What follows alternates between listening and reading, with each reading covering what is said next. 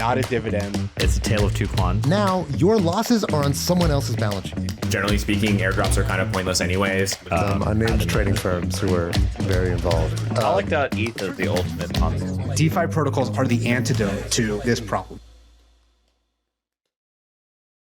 All right. Hello, everybody. Welcome to the Chopping Block. Every couple of weeks, the four of us get together and give the industry insider's perspective on the crypto topics of the day.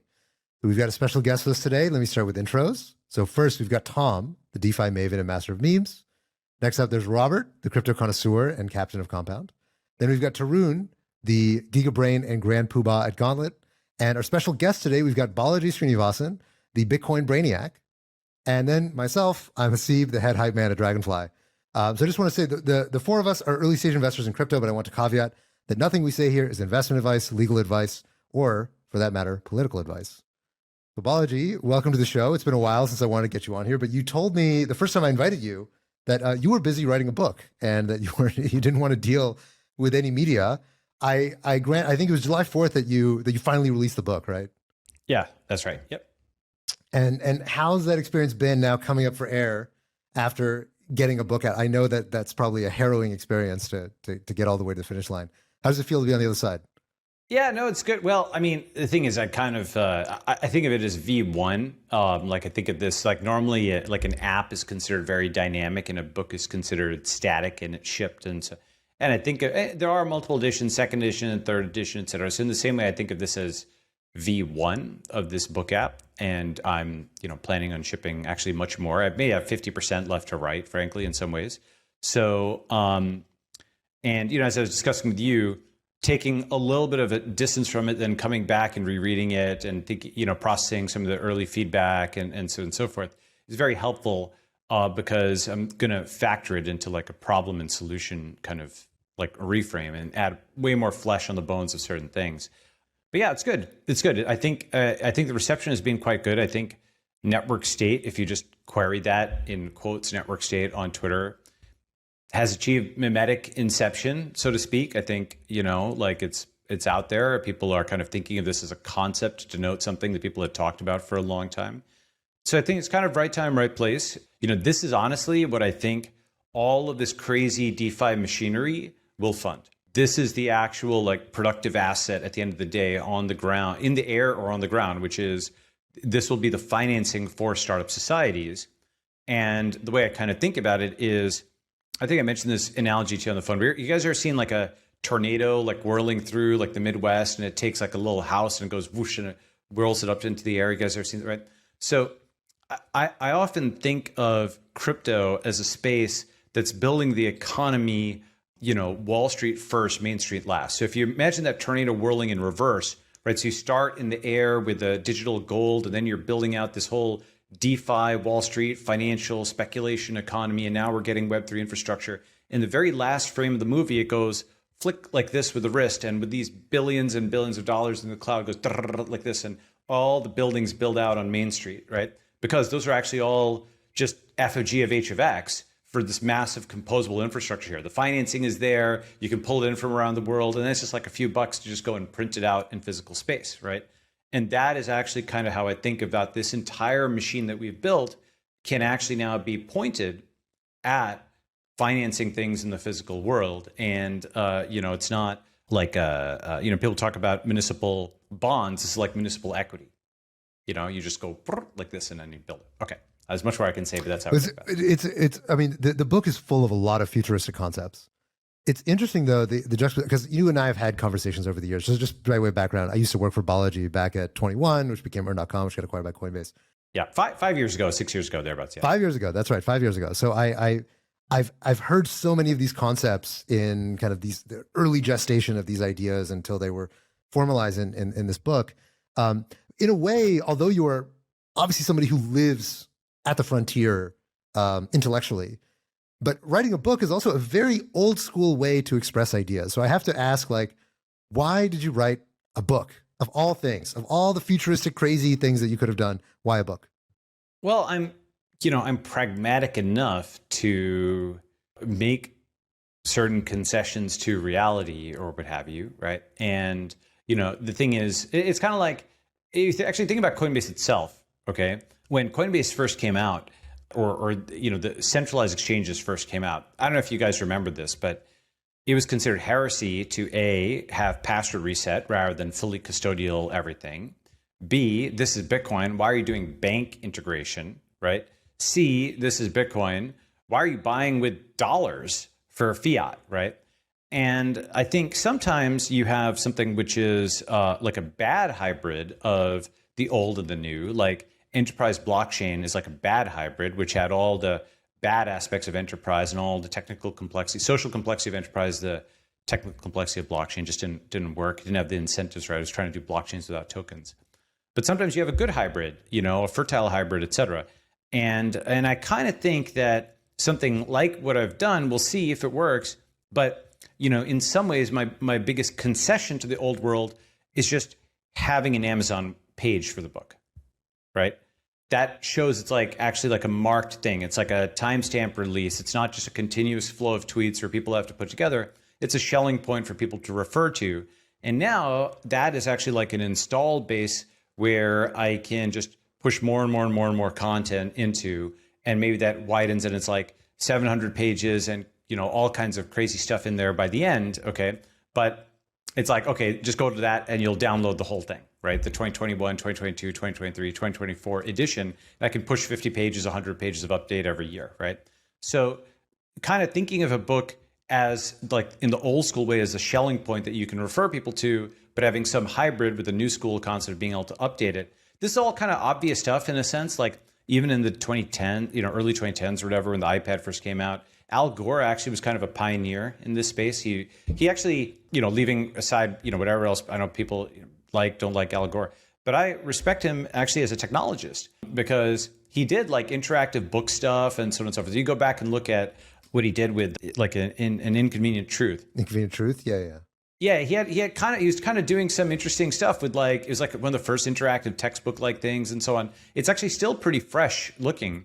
But at the time, it was just a little too early. It was ahead of its time.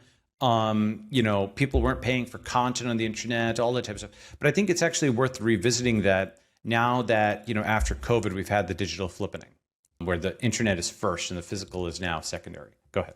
I want to give somebody else a mic, so I'll go on. All right, I'll ask the first question here. So based on that model you just explained, one of the use cases I could see is, you could possess an NFT that gives you access to all of the current editions that come out. Mm-hmm. And you could, sell or transfer the NFT and there could be, some market for it. But you could basically identify the ownership of the rights to all future editions in some very crypto native way. Have you thought about, alternate models that go off of the Web 2 rails and come onto Web 3 rails? Can people pay, for the book in crypto, and how do you track that ownership and those rights? Is it just Amazon as a platform? What's going through your head? Great question. So we did issue like a commemorative NFT for the book, right? And that was kind of like a marker, right? Like basically you pay $10 for the book and we issue, I think, a pretty cool NFT. We did that through OpenSea and so on. But that was not meant to actually be a speculative asset. And maybe it could be or whatever, but it was not meant to be that. It was kind of just meant to be a marker. Well, maybe let me give a thought that I'm having, which is that writing a book in some sense. So a lot of people in crypto are already familiar with your ideas. You make the rounds. Obviously, you're a very well-known thinker within the world of crypto. In a way, it seems to me like writing a book. It's almost like somebody who wrote one of the consensus protocols for somebody who worked on Casper and decided to write up an academic paper and submit it to an academic journal, right? In a way, it's kind of crossing a chasm to a different kind of audience and a different kind of status game that's very different from the one that gets played in the Ethereum researching community. And so in that way, it's like, look, if you want to make your ideas legible to a broader audience outside of crypto and the people who are already fairly disposed to agree with you, then you need to make them legible in a format like a book, Amazon page, clean table of contents and blah, blah, blah, blah. Because otherwise you're speaking to people who already broadly agree with you. That's definitely part of it. But I think Robert's question was on crypto native mechanisms. But basically, yeah, Haseeb, I think, the other thing is also thenetworkstate.com. Boom. You can just remember that, right? That is memorable. That fits in the head. I can't read, all of somebody's tweets. If you point me at their Twitter, I can read their most recent things, and they're not going to be able to recapitulate everything that they said there, right? And so this is sort of like the V3, like, V1 is everybody writes books and they're disaggregated. V2 is they have these tweets and, they get upvoted or commented on, and you have like these kind of distilled nuggets. And the V3 is the rebundling. And actually something I think is underrated that we're going to see a lot of is the rebundling of social content. Sort of like, you go from albums to MP3s to Spotify playlists. The rebundling actually does add value. You can see some examples of this, for example, with Niv Dror's calendar, the Shrug calendar. I'm not sure if you guys have seen that, right? Is just taking tweets, which are public and free, but putting them back together in a new and interesting way actually does add value. Many establishment periodicals, as you know, a lot of political coverage is effectively, just like, sports articles are recycles of the box score and financial articles are recycles of the ticker symbols. Many political articles are just wrappers around tweets, right? And so the concept of kind of taking social content and then reaggregating in an interesting way, I actually think we'll see much more of, especially as the backends open up with like crypto social media. But actually, Robert, to answer your question, I think, and maybe, this is like the next cycle or whatever of crypto. I have always only been interested in crypto and even software as a tool to like advance us, right? Basically to get to, the promised land of life extension and of, advanced technology. So there's folks who love the charts and they love the finance aspect of it and so on. And I'm fine with that. But I wanted to actually write this and then add crypto things if and when it made sense to help people do things like, ENS login for the book app of subsequent versions so you can save your space, or there's things like that we'll do. But I didn't want to start with having financial things driving it. I wanted to put them in if and when it made sense. And again, I'm not against other people who love that stuff, right? But I think of this very much as like a horse as opposed to, or an engine as opposed to like the destination of the car or whatever, Okay, go ahead. I had one quick question related to that. So the definition in the book is actually sort of this long compound sentence. And also you reference the fact that Britannica also does the same, kind of long compound sentence, which I thought was kind of funny. So of those kind of each clause, I guess there's two that are directly related to crypto, right? The integrated cryptocurrency and this notion of consensual government limited by social smart contract. What? Actually, Tarun, before we get to that question, can you just read that entire definition? Well, read the short one first, because I actually have the informal sentence. Read the informal sentence. So otherwise it seems like I'm totally unreasonable. See at the top? Yeah. Okay, yeah, sure. A network state is a highly aligned online community with capacity for collective action that crowdfunds territory around the world and eventually gains diplomatic recognition from pre-existing states. It's a long sentence, but it's not. It parses, and it's like every adjective there. Let me just kind of analyze that, and the reason is, you guys are all tweeters, and so that people will pick over every syllable or whatever. I know it's a syllable, but whatever. So a network state is a highly aligned online community as opposed to typical online communities that have no alignment, okay, or very minimal alignment. With a capacity for collective action, again, that's a very high bar, right? Yeah. Like if you just go and most DAOs, most Discords, it's like herding cats. They're there for the airdrops and stuff. There's capacity for individual gain, that's what they care about, but not for collective action and sacrifice working towards something. One way to think about it, if you think about Twitter itself, imagine an NBA game where every player just saw their own score, but there was no team score, right? How many dunks, how many points, whatever, but there was literally the sum was not shown, right? That's what Twitter is, where everybody has their own stats, right? They have their own followers or likes or blah, blah, blah. But what they do not have is any team score for their ostensible faction, which means that you have soap opera-like betrayals and all kinds of stupid stuff happening where people who think they're actually, perhaps they made themselves think they're advancing some ideological cause, but, like the tribalism it's not, it's in a very primitive way. It's not like the organized and systematic quote, tribalism of an actual team, right? Where there's boundaries to the team, there's hierarchy, there's organization, there's division of labor. It is the sort of animalistic tribalism of like an informal group, right? It's not like a scalable sort of thing. It's not a group that goes out to win, right? That's what I mean, a capacity for collective action. Like a startup is just completely different from like a group of randos on Twitter.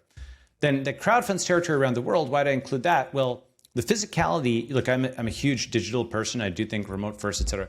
But one of the concepts I talk about in the book, the least popular word in the world, but which I think is one of the most important words in the world, you know what that is?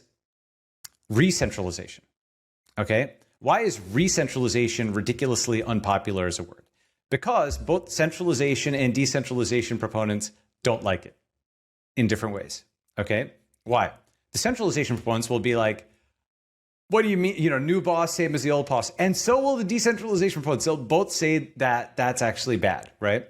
But if you actually look at it, re-centralization, what that would mean is consensual re-centralization in the same way that you go album to MP3 to playlist. There's many more analogies that are like that, right? You have newspaper, you break it out into articles, you rebundle into a Twitter feed. When you actually look at what human behavior is, they want that legibility, they want that discoverability, they want some order reimposed on the chaos, but that initial order is actually not suitable for them. So you break and then you reassemble. And these are like historical cycles that, because of the internet, we're just seeing happen much faster. And the thing is, the reason I say re-centralization is an important word is that aspect of crowdfunding territory around the world. We have now gone remote first, right? All of us, I don't even know where your locations are, but it's probably not, the same room. It's probably 5 different cities, right? This is actually kind of our community, okay? But we could take pieces of this social graph and then actually have them, you could have crypto towns and villages. We have the resources now as a community to start doing this. And now everybody's got something in common. When you walk down the street, you know that person, right? Wow, who could imagine? What a concept, right? Like in an apartment building, imagine that you actually knew the person who was like 30 feet this way and 30 feet that way, and they weren't like a total cipher or anonymous person to you. Like the crowdfunding of a territory around the world is like one of the apotheoses of the capacity for collective action, because you're not just upvoting something at the same time. You're crowdfunding something and you're collectively moving there. Okay, and the last bit eventually gains diplomatic recognition of pre-existing states. So just like, Clayton Christensen had this term disruptive innovation, and that got taken by people and they used it in a way that, he didn't want. He wanted disruptive innovation to be like a low-end innovation that comes in and then it kind of goes to the high end, but people just use it as like something that comes in and just wins or whatever, right? Necessarily is how words work. If you want the specific definition of a network state, it's one that has diplomatic recognition. By this definition, nothing is yet a network state in this definition. The reason I use that is, you might say, why would, some crypto person who's all, like independent, blah, blah, blah, why would you want diplomatic recognition? Well, I argue it's actually very similar to the reason that you want to be able to trade cryptocurrency for fiat currency. It is almost exactly the same, in fact. It is the crypto country, fiat country interface. Okay? Diplomatic recognition is you've generated these new crypto countries. For the old system to sort of acknowledge they're legitimate is diplomatic recognition. Once you have that, actually, lots of things become possible. Deals become possible, other things. But another way of thinking about it is, I know it's a funny way of putting it, but I put it in the book this way.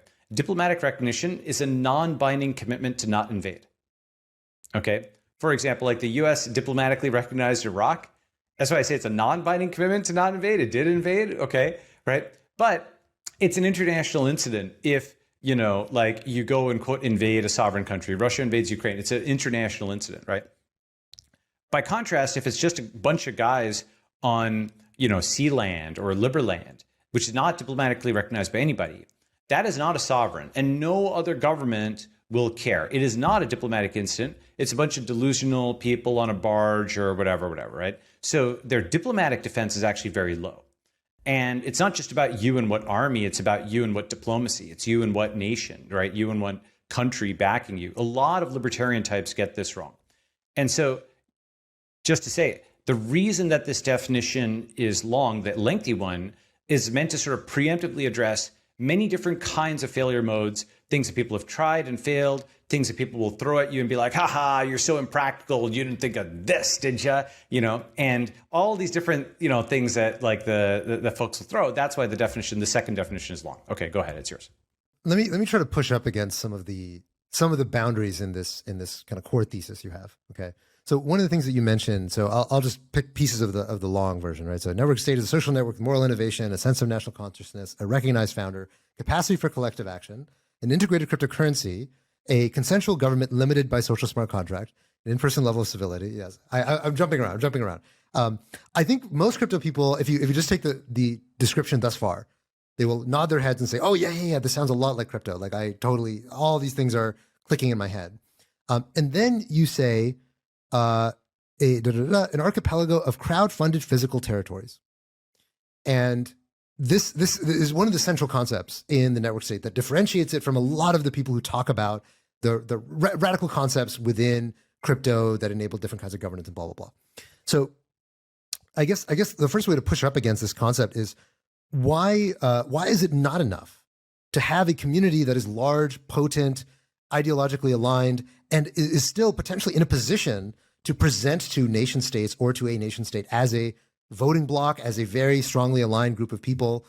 Why do you need to go and, if I compare, for example, like the Democratic Party as an institution, which is very powerful, compared to the Panama.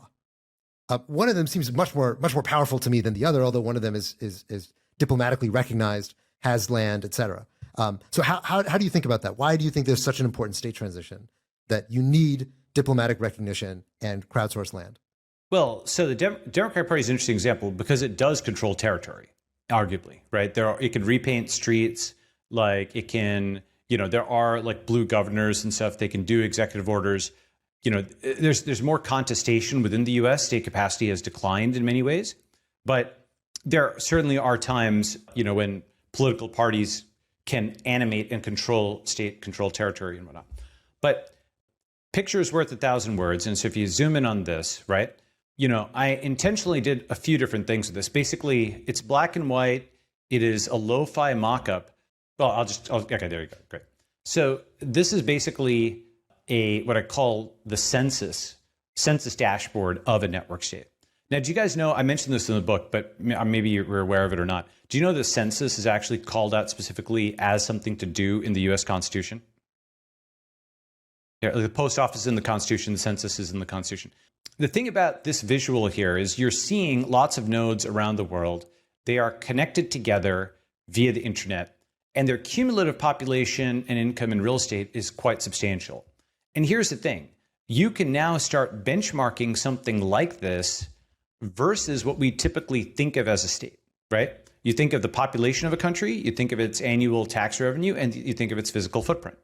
Even if it's a distributed state, I might say a decentralized state, okay, it has still got many of the aspects of what we think of as a state. And if you actually go to, for example, the map of Indonesia.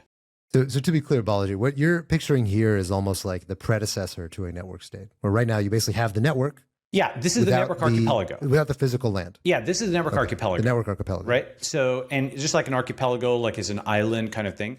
Okay, so this is a map of Southeast Asia, okay?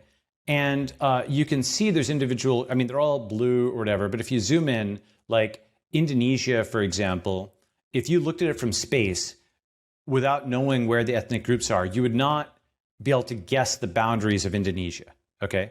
Like look at Brunei or look at, Malaysia, like the boundaries of it, there's like national boundaries. You see that boundary on like the large island in the middle there. Indonesia is like a bunch of little pieces of land separated by ocean, right? What if there were a little piece of land separated by internet? That's the concept of the network archipelago. But at that point, still, people are landowners in their respective states, but they don't have any monopoly over violence, which is one of the one of the prototypical features of actually having a state. Sure. Right? Yes. So everybody in the network archipelago is still subject to the laws of the country they're in. They might have collective bargaining power as a group, much like I would argue, like another kind of civil society institution, but it's a civil society institution that effectively is multinational. Yeah. So the thing is that basically I think there's many, many levels you can get to. And I actually identify 4 waypoints. Okay. So those are startup society, network union, network archipelago, network state. Okay. Startup society is just, you're just one person with a dream. Okay. It's like Zuck sitting at the laptop, cracking his knuckles, one person, but you have ambitions of something bigger. Okay. A network union is the second step. That's a digital collective capable of collective action, right? It is, it's like a highly disciplined DAO, for example, but it's actually something that thinks of itself, just even saying that they've got a sense of national consciousness or this sense of collective, ness. They don't have to necessarily become a state, just like not every small business has to go public or what have you. Many of them, in fact, will just stay as network unions.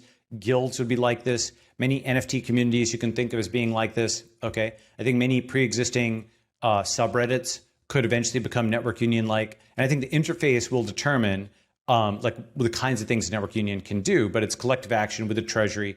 You can, at a minimum, think of it as a Facebook group with a cryptocurrency linked together, and it's like a serious online community. It doesn't just do upvotes and stuff. It does collective actions. It has money, et cetera. Okay.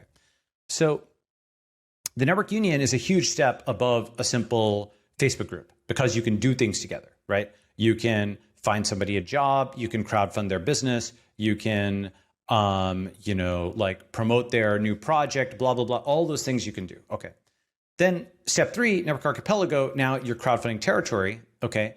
And importantly, by the way, and I include examples of this in the book, as you sort of go up the ladder here, there's some kinds of collective societies that you can do with a purely digital only approach. Okay. For example, I mentioned like the cancel proof culture. Okay. If you say the problem with society, and everybody has a concept of the problem with society, I call this the one commandment, what your differentiation is from society at large. If your visual of the problem with society is people get canceled, if that's the single biggest problem in your view to solve, you could build a network union that is, for example, a guild of, let's say it's graphic designers, okay? And this guild, 99% of the time, they're just sharing Figma files, they're talking with each other, tricks of the trade, blah, blah. 1% of the time, they're getting, somebody there is getting hit online. They pop in, they invoke Article 5, an attack on one is an attack on all, that's a NATO, kind of thing. I think it's Article 5, right?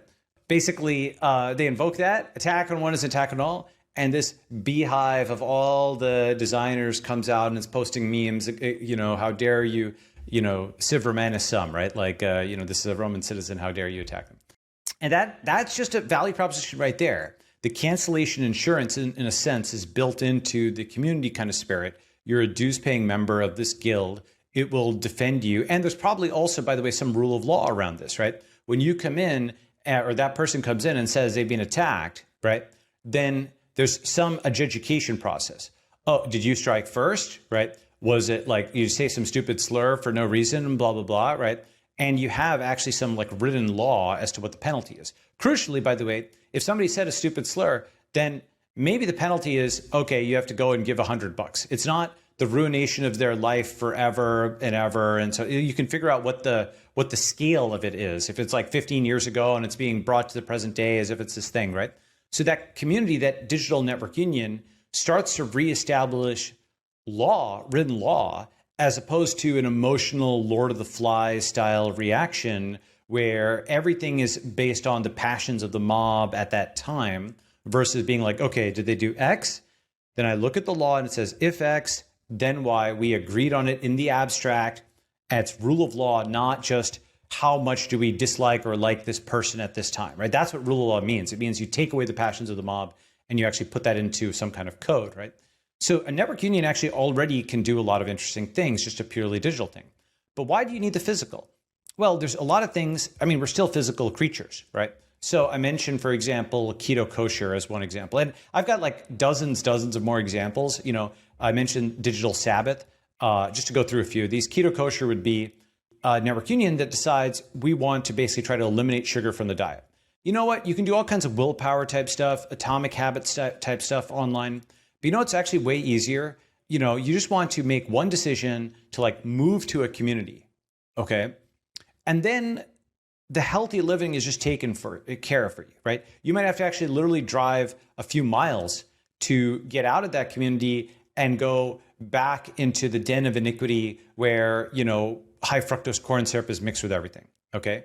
Once you actually have some physical boundaries in this example, okay. Have you guys seen the obesity GIF, by the way? The obesity epidemic GIF?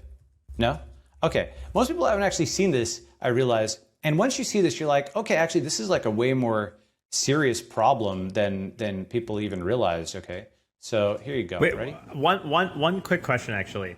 What you described actually reminds me a lot of like how the Freemasons sort of like, if they were in the internet, are you saying like the Freemasons would be sort of the network union? If we, I was actually going to say that the Catholic Church is probably the first network state. I was actually going to ask, like, I remember the keto kosher thing from the book, and you sort of talk about the fact that, like, the most successful, early U.S. colonies were the religious ones, not the ones that were, founded for just, purely, mercantile reasons. I'm curious, like, what you think the first network state is going to be, because a lot of the stuff, like, I agree, there's a fan base around it, there's a community, but like people are not so high affinity, so fervent about it, right? Versus maybe something like religion or your ethnicity, which tends to be kind of where nation states come from. Like what do you think is the thing that people are going to be so passionate about as to go through all this energy, uproot their lives to like start this thing? So the reason I mentioned keto is it actually is a pretty big thing. I mean, like our keto. Like how many without looking, how many people do you think are in our keto, like the Reddit subreddit for keto? 10 million, 5 million, 3.2 million. Okay, all right, right. Order of magnitude. That's kind of a lot of people. Yeah, I mean, definitely popular, but like the level of passion around it is what I'm curious about, right? Like Roblox is huge, but yeah. So let me. I'm going to argue this point with you actually. So first of all, look at this GIF, right? I don't know if you guys have ever seen this GIF.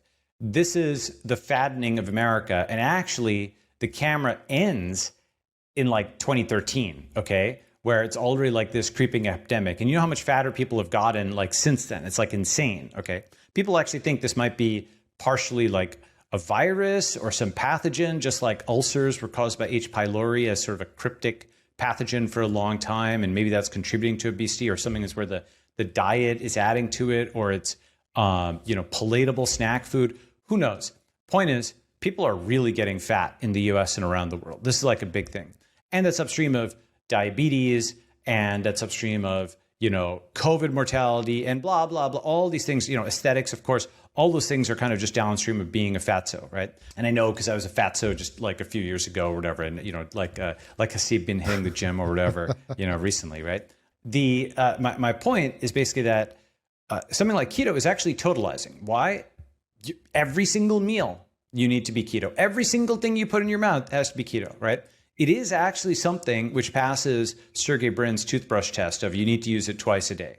Moreover, it's not just something you need to use twice a day. You need the community to support you, because unless you are hunting and gathering everything yourself, you have to spend enormous effort. Does this have sugar in it? Does this have sugar in it? So what you'd like to do is get collective benefit and essentially enforce a boundary around that community where the snack wells are stopped at the door, Like those things are interdicted. It's literally like border control. Customs takes care of it for you. That's scalable, right? So I actually picked that for a reason, because it's actually something where if you think about a big part of religion on a practical daily basis, it's dietary prohibitions. You can't drink alcohol. Kosher itself is obviously a religious thing, and so on and so forth, right? And crucially, if you look at religion, it's down and to the right, many forms of traditional religion. It's up and to the right is the R keto community. So all of those things kind of, net into something like this, these kinds of internet movements that I think would be totalizing. And then once you get that one commandment of like, sugar bad, keto good, you actually get derivations. Do you guys know what a CGM is, continuous glucose monitor? Mm-hmm. Yeah, my wife has one. So continuous glucose monitor is basically, it's one of these patches generally that you put on your body, and you can I think it's like Bluetooth. You just scan it, and then you can basically read your glucose levels throughout the day. So something generally that diabetics historically have used, but now increasingly healthy people are just like, I want to know my glucose levels all day long. And so you can import them into apps, right. You can analyze them. And so people get obsessed and with it's much better than pricking your finger. Yes. That's right. Many times it's better. That's right. That's exactly right. And so the key thing about this, the reason I think this is you know how there's saying, I think it's Dixon saying like, what nerds do on the weekend, everybody else will do in 10 years, right? nerds are working on, tech people, Palm Pilots, and then 10 years later, everybody had an iPhone. 20 years later, everybody in the world is a smartphone, right? So the CGM is really important because we know more about what's going on the other side of the world in Budapest or in Bangalore than what's going on in our own bodies, okay? Like all of this machine learning type stuff should be trained on the most important like measurements. Like the dashboard that you should be looking at every time you get up in the morning is not some stupid news article on something of no consequence to you, but like what are your readouts, right? Like that's actually the news you can use. That's the most important stuff. You care most about that. Nobody else cares about that as much as you do, right?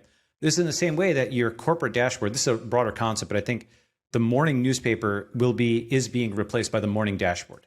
That's actually like the news is the worst thing you should be looking at in the morning because that's like what everybody else cares about. The dashboard is what you care about. You are driving. It is the dashboard in your companies. It's on portfolio. It's all the things which have levers next to them. And the most important of which is your body, right? So the CGM, I think, is a piece of that where it's taking metrics off of you and then it's putting them there. And now you're actually seeing it. You're tracking it across time. Why do I mention this? Because it's downstream of that keto premise, right? Once you say that carbs bad, then you get to CGM good. Then you get to everybody, universal CGM good. Then you get to, now we can collect stats across the community and so on and so forth. And this is an example of how like a moral innovation, when it goes to 100%, a derivation from it goes to 100%, a derivation of derivation goes to 100%, and so on. And you start actually building the technology to fit that moral innovation, right? Rather than being idiosyncratic, if you actually go back into history, this is very common. The relationship between moral progress and technological progress, for example, once you can say that, the Earth goes around the sun rather than vice versa, you can get better star charts and eventually you can get satellites, okay? Once you can say that, man and monkeys have a common ancestor, that opens up in the fullness of time, evolutionary genetics. Speaking of moral progress, because I think that's also a very important vector in this book that we haven't talked about. So yes. The network state is partially about a prediction about the way in which the future will unfurl and the way that different kinds of states will emerge. But it's also advocacy in some sense. And so a big part of the book is devoted toward I think the way Vitalik describes it is your megapolitics, which is the encapsulation is this tripartite chart that you have of NYT, CCP, BTC. Describe for us briefly what is this I don't know what you call it, the trilemma between NYT, CCP, tripolar BTC, triangle, tripolar triangle, and incorporate into that. Why is it not just that the network states will exist, but why it is good that network states will exist? Just to put a bow on your previous thing, you asked why physical. No, I'll just go to this just to put a bow. You asked why physical. Certain kinds of societal innovations can only be implemented physically. And then certain more kinds can only be implemented if you have legal or diplomatic recognition. So that's why physical. So rather than remaining fully digital. Okay. To come to this, basically, as I mentioned at the beginning, I'm going to factor this a little bit more into problem and solution, right? And like the book meaning, want to factor it like this, where the problem is the state of the world as I see it is we are headed for what I call American anarchy and Chinese control. And by American anarchy, what I think is going to happen and what I sort of foresee, and I put a bunch of evidence in the book. This is one of the things where I want to do the next version where I have like 200 references and all kinds of graphs and charts on this particular thing, okay? But if you just bear with me, I kind of think that, so I have to be political here because it's just going to be, I mentioned this book, you just talk about large humans, you have to be political. Okay, it's in the book. So if you think about what happened with, let's say, Occupy Wall Street, in the early 2010s, people might have thought that the big left movement was going to be economic, but that was actually kind of like a head fake. And actually, it turned out to be cultural with what people now call wokeness. It's, it's cancellation, Me Too, BLM, all this type of stuff. Okay. And with the right, if you looked at the last several years, you might think that the big right movement was going to be like culturally nationalist and so on. I'm not saying that's zero, but I actually think that's going to be in the fullness of time a head fake. And the true energy is going to be economic right in the sense of ultra Bitcoin maximalism, crypto anarchy, et cetera. Okay. And the reason for this is that, so that head fake of, faking economic left and actually going cultural left, faking cultural right and actually going economic right. I think that's an important thing where that last step, economic right, the way I sort of think about it is you can look in lots and lots of like Republican primary races and so on. You start to see them signaling maximalism, right? Bitcoin maximalism. Why? Because if like wokeness is sort of like ultra democracy, maximalism is like ultra capitalism in a sense. And then woke capital is like wokeness plus a form of capitalism. And Bitcoin maximalism is like capitalism plus with the pleb thing. It's like a form of ultra democracy, right? So both of them are these weird, just to explain what I mean, the wokeness is like, it's supposed to appeal to large movements of people. Then it captures institutions that has huge amounts of money. So it's like this democracy plus capitalism fusion. Bitcoin maximalism obviously started with a new form of capital with Bitcoin itself. But now recently with the whole sort of pleb ideology, it is, if people who know or watching this may know what that is, but it's like essentially, though it's initially not phrased very explicitly, all who hold Bitcoin are equal. And because Bitcoin is the best, they are better than all who do not hold Bitcoin, right? That's roughly the pleb ideology. You're not supposed to ask how much Bitcoin somebody had, how early they were, all of that. Now you're born again when you buy BTC and you have even $100 and you yell at people online, you're a pleb, you're a maximalist, okay? Now, the thing about this is if you go and look at it, people use terms like immaculate conception, for talking about like the blockchain, they call it the Genesis block. Satoshi is like sort of treated like this Jesus figure. There's in the same way that people have talked about wokeness as being like a Christian influence type of thing. Tom Holland's talked about this. Noah Smith, Yarvin was one of the earliest. Actually, John McWhorter has a whole book on this, blah, blah, blah. A lot of people have talked about that, where you have aspects of like original sin and, we'll all be damned if we do this, the elect, these kinds of premises. There's aspects of Christianity that have gone to maximalism. You see people, for example, they tweet the scene of Jesus throwing the money changers out of the temple. Damn shitcoiners, throw them out, right? And so bits and pieces of this sort of Christian eschatology have sort of split and made their ways into wokeness and maximalism. And like the Republican Party doesn't have that. The Democrat Party actually, those are both actually downstream of these forces, right? These are forces that are like a fusion of democracy and capitalism plus pieces of Christianity that are lying around, Christianity itself, people don't believe in it anymore, but it's like, they're saying the God-shaped hole, right? The ruins of Christianity that are current Western civilization, those myths stay around and they still have some purchase on people and they get reanimated in these forms, okay? And I do think that maximalist versus woke is going to be like the new communist versus Nazi, except this time it's the left that's racially obsessed and the right that's economically obsessed. And that conflict, communist versus Nazi, was Stalingrad in the 20th century. That was the most insane conflict of the early 20th century. And you saw that building over years, decades. That was just a smash. And like that kind of determined the outcome in many ways of, World War II. That was like the climactic conflict, right? I do think something like that is coming. I don't know exactly what form that takes. I do think these are the two forces. I think it probably happens sometime around the time the US government is basically broke and has printed the money and it's coming for people's money. And so it's the conflict between the like totally unstoppable force of the US government and the irresistible object of Bitcoin and maximalism. And I could sort of see that coming. Like that's this sort of Gotterdammerung, this Ragnarok, this Armageddon, whatever you want to call it. I do see that coming. So it sounds like you're framing, sure. So you're framing the power of basically Bitcoin maximalism. I know that you are not a Bitcoin maximalist, and I don't think you're particularly sympathetic to Bitcoin maximalism. What is the middle way that you are advocating that is not either of these poles? Right. So there's actually it's really like, I think of there as being three poles, right? So this is like a fourth. So the thing is that, quote, as a person of color and so there's aspects of wokeness that, of course, you want equal treatment under the law. That's why it's actually a very complicated thing to discuss it, because there's a whole continuum of folks who have good intentions all the way over here, right? And then it gets to this insane point of like just, all the stuff we see online. But there's a kernel of like, yeah, of course you want equal treatment under the law, duh, right? Like that's just, common sense and, civil liberties and so on and so forth.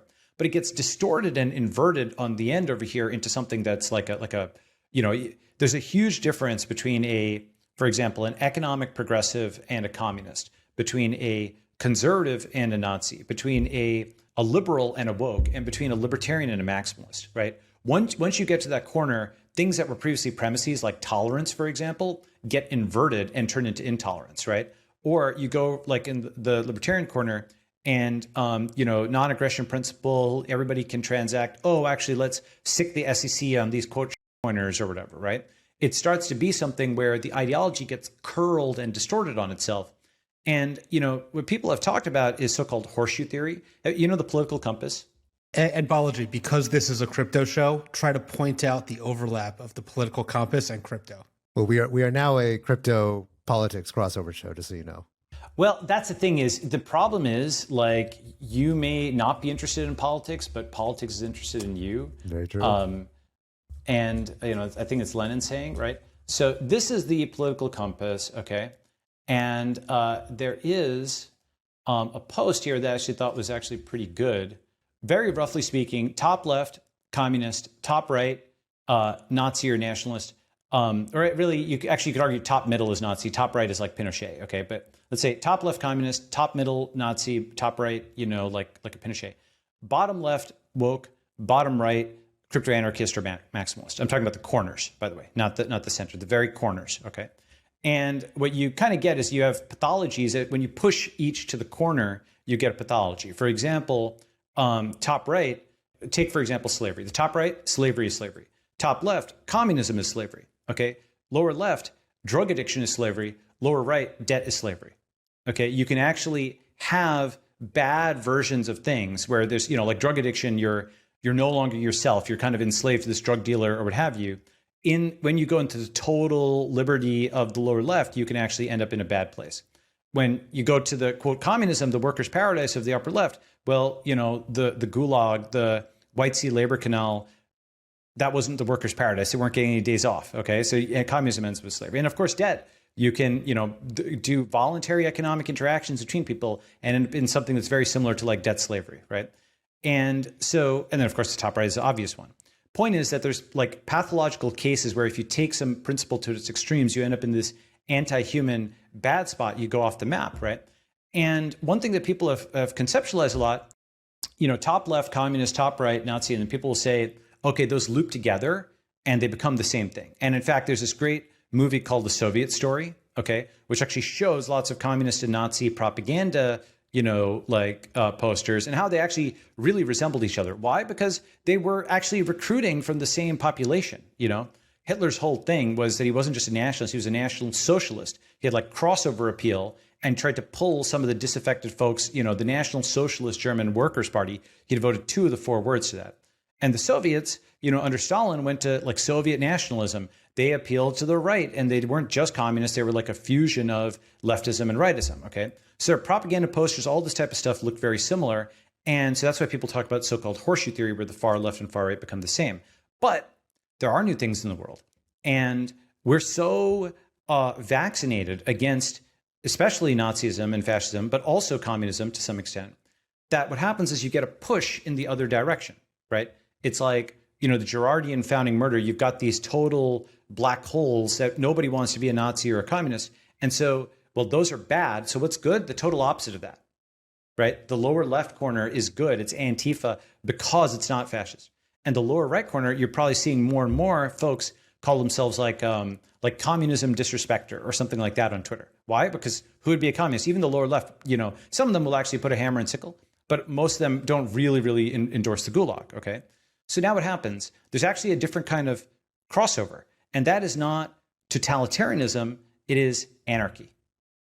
Okay? The lower left and lower right, where do they cross over? Well, the woke says everyone is equal. We are all equal. And the maximalist will say, you ain't the boss of me. And you put those together, and even though those vectors, they've obviously got a left and a right flavor to them, vectors can cancel on some axes and some on other axes. And so these ideological vectors, while they cancel in some ways, they sum on one axis, and that axis is anarchy. It is the absence of legitimate leaders. It is the absence of legitimate hierarchies. It is America is both institutionally racist and it's irredeemably leftist, right? It's the deep state and it is the racist state, blah, blah, blah. And so you sum that up, and what people can, quote, shake hands on is the complete illegitimacy of all institutions. And that leads you to American anarchy. That's the energy that I see, unfortunately. Okay, let me pause there. Go ahead. So, okay, actually, it's a good time to pause because we are running up on time, and there is more that I want to talk about. So, let's take that. Well, hold on. Let's take that as a broad preview of the book. I would strongly recommend, whether or not you agree with the vision that Balaji presents, it's one that you need to grapple with, especially if you're in this industry. So, Balaji, what is the best way for people to find, read, consume the network state, and what's coming up for the book? Sure. So find, read, consume, go to thenetworkstate.com. Go and subscribe there. You will get notified as new versions and stuff come out, or you can just go and refresh the site. We're going to do a hardcover, going to do an Audible. And, I may be wrong on all of my stuff, by the way. Of course, I could be wrong. And one of the things I actually want to point out, take pains to point out, is you do not need to agree with me on all or even most or any of this. You don't need to agree with me on problem to agree on solution. For example, with I think of network states and startup societies as a response to the chaos I see coming in America and the crackdown I see coming in China. Okay, I see both of these as bad things that are coming that will justify themselves with reference to each other. Okay, the disorder of America will be justified with, well, at least we aren't China.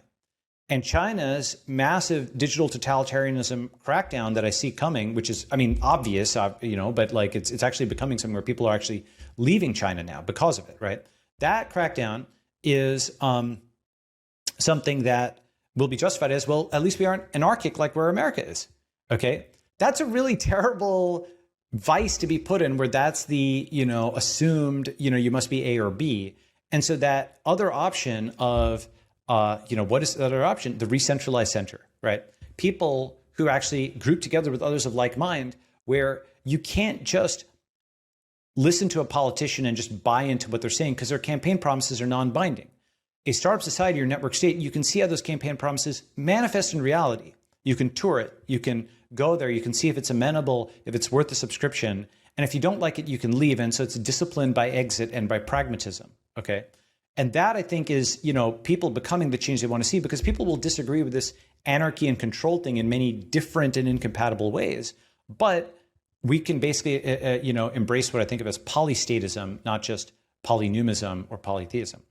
Okay, so answer is go to thenetworkstate.com, get that. We will have an Audible, we'll have a hardcover, we'll have more stuff, all free. Go check it out. Oh, by the way, it is, despite giving it away all free. Do you see my tweet on this where it's a Wall Street Journal bestseller, even despite giving it away all free? I laughed when I saw that because I had actually checked. And the NYT bestseller list, by the way, is fake. Did you guys know that? The NYT bestseller list is fake. It's editorial content. The Wall Street Journal one is actually the one that's based on actual stats. Anyway, go ahead. Okay, good to know. We are technically a crypto show, and so I want to try to bring it back to crypto in the end. So you are well known as being one of the, let's say, one of the elder statesmen of the crypto community. It's been a very interesting 4 years. You've been through an entire cycle now, and we've all seen an enormous amount of folly, a lot of irrational exuberance that has kind of fallen back to reality, but also a lot of experiments around governance. Some in the spirit of some of the radical ideas that you describe in the network state, and most of them have not succeeded. Right? Even things like prediction markets, even things like the idea of creating coins that represent some kind of claim over some smaller group or some smaller nation. Those have largely failed to hold root or really become big phenomena. Where do you think people have gone wrong so far? It seems that most of the things that have worked in crypto are basically layer ones, very simple DeFi kind of, some of the stuff that you said early on. It's like, look, I like that it's there. It's not really my thing. That seems to be most of what's worked. And then NFTs and gaming, this kind of stuff that's less about political organization and more about, people just speculating, having fun, buying things that are cool. Why do you think that is, and where do you think people have gone wrong? What would be your recommendation to somebody who's hearing this message and says, okay, I want to do better? Let me talk about something that we talked about 10 years ago, even before crypto was even a thing, before we were through any public cycles or whatever. Okay. There's an Amazon link that I put there. All viewers of this podcast should go and get this book and at least browse this. Okay. It's an academic book by Carlota Perez, Technological Revolutions in Financial Capital. Okay. This will give you a different perspective because it goes through the past and it shows that almost every single build, whether you think about railroads, other aspects of the Industrial Revolution, there's like this very common thing. It looks like the Gartner hype cycle. Okay. It's almost like the way that humans innovate. Okay. Technology trigger, huge excitement, financial spike, all kinds of money goes in, crash because, most of those projects can't live up to where they're speculated to be, and natural selection event. And then out of that rubble come like one Amazon and one Google and one Facebook or something like that, that pay for all of the other stuff plus more. Okay. For example, the dot-com bubble is one that people know existed, but some of the folks here were around for that. I was pretty young at that time, but the dot-com bubble was like this. It was bigger, arguably. I don't know if you actually look at the numbers in terms of relative percentage, but there was a site called fuckedcompany.com that just documented all of the stuff. And everything was obviously moronic. Think about Webvan. How stupid that was. There was this thing, people made fun of it. Lol, you're going to get your groceries delivered at home. Cosmo, oh yeah, you're going to just click a button and get something delivered to you in a big city. How about the QCat? That was completely moronic, that you were going to scan a barcode. No normal human being would ever do that. Of course, 10 or 20 years later, we have Instacart and we have Uber Eats and we have lots of QR code scanning stuff. But you needed a whole technology build out to get there. Almost every stupid concept during Web 1.0, during that dot-com boom, did eventually work 5 or 10 or 15 or 20 years later. But the only ones that survived, and they did so, with great resourcefulness, were those that sort of were able to deal with this bandwidth constrained and suddenly capital constrained environment. Amazon, Yahoo, Google, it only accepted search queries and returned back blue links. Netflix did not allow streaming at that time. All those things were built for that environment, and they managed to make it through the meteor event. Okay. And so whether it's a dot-com bubble, whether it's railroads, this is just kind of how this stuff happens. And if you have the long lens on history, you're like, okay, I'm dispassionate about this now. I understand this is coming. I have my emotions out of it. And I know there will be a natural selection event. And let me just pick the winners that come out of this. Let me pause there. Then I can say, I do think there are some winners, by the way. I would disagree with you that everything is not working. I think ENS is a huge hit. And that's been kind of quietly working. And that's a very important piece of infrastructure that's going to come. There's an article that we wrote called that John Stokes wrote called the Billion User Table that's at the networkstate.com that I think is good on that. I think all this DeFi infrastructure, the composability, even if it was used for financial speculation, much like during the first dot-com bubble, during the first bubble, for example, eyeballs, that was totally moronic, obviously, in retrospect. In the early 2000s, okay, everybody knew eyeballs had been discredited, okay? Eyeballs is just meaning attention to your site. Obviously, eyeballs aren't money, haha, stupid.com. Didn't have the epithet of tech bro or whatever then, but they would have used it. These .com idiots are so stupid, blah, blah. But do you know how eyeballs actually became valuable is once people realized it wasn't the same as just offline ads where you show the same ad to everybody, but you had targeted ads, personalized ads, the entire Google machine. It came out in 2004. It was like, oh my God, I can't believe you can make so much money on the internet. Even in 2002, the New York Times, Sulzberger's disinformation agency ran about Google in 2002. You know what they printed? They said, Google's toughest search is for a business model. Okay. Now, they were still pattern matching all of the .coms failing onto Google at that time. Google's toughest searches for a business model. And this was like the Sun Tzu thing, where when you're strong, appear weak, and when you're weak, appear strong. Google wanted to appear weak because they didn't want Microsoft to hit them. Okay. So they intentionally were like, oh yeah, we just got to figure out how to make money on the internet. Later in their S1 in 2004, when they were forced to disclose, they're making something like 300, 400 just that year alone. Okay. Google was just destroying it even in 2002. So their search wasn't for a business model, not at all. Right. Point is, it took a long time for people to have the perceptions catching up with reality. Even in 2013, okay, all right, there was an article that was published saying Facebook will never make a significant profit. Okay, 2013. And then what happens is it goes from this will never work, all you guys are stupid and delusional, you're all losing money, etc. And there's like a tiny but where the messaging has to kind of pause and stop. And then do you know what it's going to become? Threat to democracy. Okay? The next cycle is when crypto becomes a threat to democracy, quote unquote, in the distortion, because it'll all work. Okay, so Balaji, we are up on time, but I want to ask you one final question to close us out. So today we have startup states. We don't yet have network archipelagos. We don't yet have network states. What is your over-under median date? We see the first network archipelago, and when do we see the first network state? Arguably, you have you've got things that are pieces near this. I mean, I don't want to give a time frame, and the reason I don't, well, let me put it like this, okay? I mean, I will give one kind of time frame, which is, let's call it a goal, but not a prediction, right?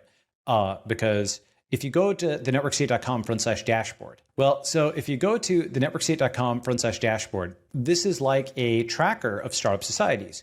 And we actually have 23 of them that we're seeing already, okay? And they've actually raised a fair amount of venture capital collectively. It's about 180 million, 200 million collectively, which is more than people think, right? This space is happening. It is like crypto in 2013 from a venture capital standpoint in terms of how much has gone in, okay? And so can we get from 20-something startup societies to 1,000? I think we can. It's actually harder to go from 0 to 1 than from 20 to 1,000, right? Like, we have to prove out the business model. Each of these have a very simple business model in theory, which is society as a service, right? You just pay and you have a membership, right? That's a very well understood business model. It's like SaaS, okay? ARR, et cetera. And if that works, if we can get from 20 to 1,000 startup societies and so on over the next decade, I do think that if we can get to 1,000 startup societies, we might be able to get the first diplomatically recognized network state in like 10 years or so. But that's a goal, right? It's not a prediction, it's a goal. Just to give you some precedence for that, why is that not completely crazy? Well, think about the .tv and .co domains. Those are deals with Tuvalu and Colombia, respectively. Sovereigns do domain deals. They get hard cash for it. Okay. Look at the Wyoming DAO law. That's effectively an interface between a sovereign and the Ethereum network. Look at the El Salvador Bitcoin law or the Central African Republic. That's an interface between a sovereign and the Bitcoin network, right? They say the Ethereum, so between Wyoming and the Ethereum network, between El Salvador and the Bitcoin network. And so we have precedents for states, sovereigns interacting with, companies with currencies. Look at, Nevada and Tesla's Gigafactory. Look at Amazon HQ2, right? We have started to see sovereigns ponying up to the negotiating table, right?